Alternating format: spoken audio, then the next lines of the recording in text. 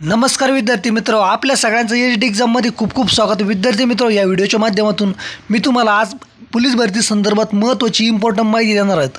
नवीन police भरती जाहिरात कधी येणार, त्यामध्ये 20,000 पदे असो किंवा जास्त पदाची, त्यानंतर वयवाढ संदर्भात शासन काय निर्णय घेणार, गृहमंत्री कोण होणार आणि त्याचा परिणाम आपल्या पोलीस भरतीवर कशा प्रकारे होणार, त्या संदर्भात हा महत्त्वाचा व्हिडिओ असल्यामुळं फक्त आणि फक्त व्हिडिओ शेवटपर्यंत बघा. विद्यार्थी मित्र, अजिबात अर्धवट व्हिडिओ सोडून जाऊ नका, तरच तुम्हाला अपडेट कळेल. त्यामुळे फक्त शेवटपर्यंत बघा आणि चॅनलवर नवीन असेल तर प्लीज चॅनलला लगेच सबस्क्राईब करून घ्या. पोलीस भरती संदर्भात सर्वात मोठी आणि महत्त्वाची अपडेट आहे, त्यामुळे फक्त आणि फक्त तुम्ही व्हिडिओ शेवटपर्यंत बघा. तर विद्यार्थी मित्रांनो, खूप सगळ्या विद्यार्थ्यांचे आपल्याला कमेंट होते की नवीन पोलीस भरती जाहिरात कधी येणार, नवीन पोलीस भरती कधी होणार, मुंबईचा पेपर कधी होणार, त्या संदर्भात महत्त्वाचे व्हिडिओ आहेत आणि तो आणा तर अपडेट आहे महत्त्वाची, त्यामुळे शेवटपर्यंत बघा. तर विद्यार्थी मित्र, आता मुख्यमंत्री पदास तिढा कायम असून कोण होणार मुख्यमंत्री, तसंच गृहमंत्रीपद कोणाकडे येणार अशी मोठी चर्चा आहे. कारण की मागील वर्षी गृहमंत्रीपद हे फडणवीस साहेबांकडे होतं, परंतु यावेळेस असं म्हटलं जातं की शिंदे साहेबांनी आपल्या मंत्रिमंडळामध्ये आपल्याकडं गृहमंत्रीपद हे घेतलं, म्हणजे मागितलेलं आहेत आणि गृह खातं तसंच महत्त्वाची खातेसुद्धा शिंदे साहेबांकडं मागितल्यामुळं थोडं मुख्यमंत्री व गृहमंत्री पदाचा किंवा इतरही गोष्टी राखडल्या असून शपथविधी हा लांबलेला आहेत. तर त्यामुळं राज्यामध्ये आता काय होणार याकडे सर्वांचं लक्ष असून नवीन कोणाकडे मुख्यमंत्रीपद जाणार, कारण की 100% मुख्यमंत्री फडणवीस साहेबच होण्याची गरज आहे, शक्यता आहे, परंतु गृहमंत्रीपद हे कोणाकडे जातं याकडे सर्वांचं लक्ष आहे.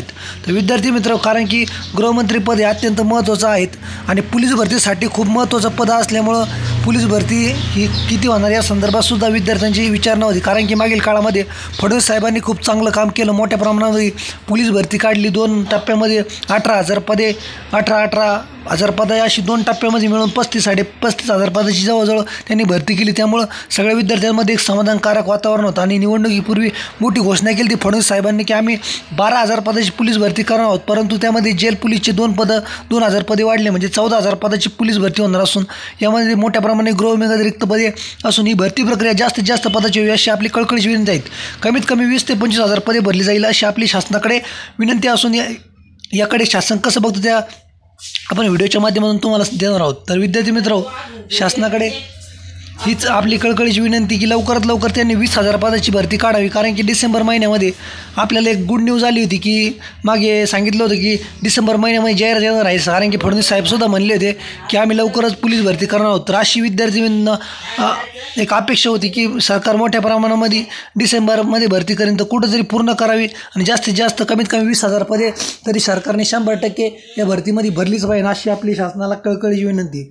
कारण की विद्यार्थी मित्र, अजूनही रिक्त पदे खूप मोठ्या प्रमाणामध्ये आहेत आणि या भरतीमध्ये एक मोठा निर्णय शासनाने घ्यावा, तो म्हणजे वयवाढ. त्यामुळं खूप विद्यार्थ्यांना मागच्या वेळेस धक्का बसला होता, तर याच वेळेस त्यांनी हा धक्का बसू नये म्हणून वयवाढ संदर्भात शासनाकडे आपली हीच कळकळीची विनंती आहे की त्यांनी वयवाढ संदर्भात मोठा निर्णय घेणं गरजेचं आहे. वयवाढ ही 3 वर्ष 4 वर्ष झालीच पाहिजे, कारण की मागील काळामध्ये वयवाढ झाली नाही, त्यामुळं बरेच विद्यार्थी एजबार झाले आणि त्यांना कुठंतरी फटका बसला, नैराश्य आले, त्यांना भरती देता आली नाही. तर आपली ही शासनाकडे आणि फडणवीस साहेबांकडे कळकळीची विनंती की वयवाढपदी तुम्ही 100% निर्णय घ्या. गृहमंत्रीपद कुणी जरी आलं तरी वयवाढ ही संदर्भात झालीच पाहिजे.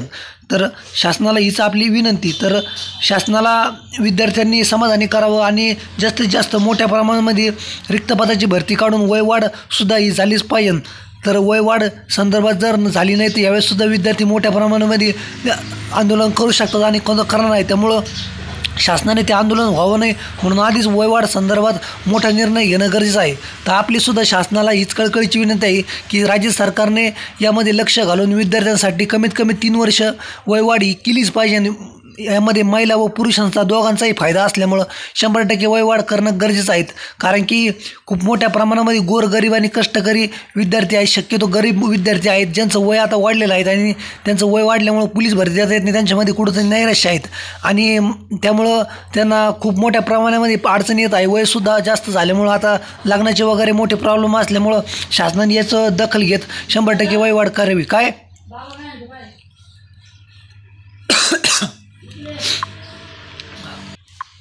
तर अशा प्रकारे विद्यार्थी मित्र, हा अत्यंत महत्त्वाचा इम्पॉर्टंट व्हिडिओ होता.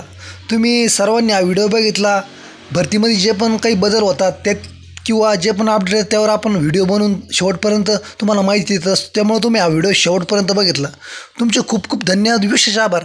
पोलीस भरती व्यतिरिक्त सुद्धा जे पण काही भरतीचे नवीन अपडेट येईल त्यावर आपण तुम्हाला फास्टमध्ये व्हिडिओ बनवून माहिती देऊ. तुम्ही हा व्हिडिओ पूर्ण बघितला त्याबद्दल तुमचे विशेष आभार. धन्यवाद.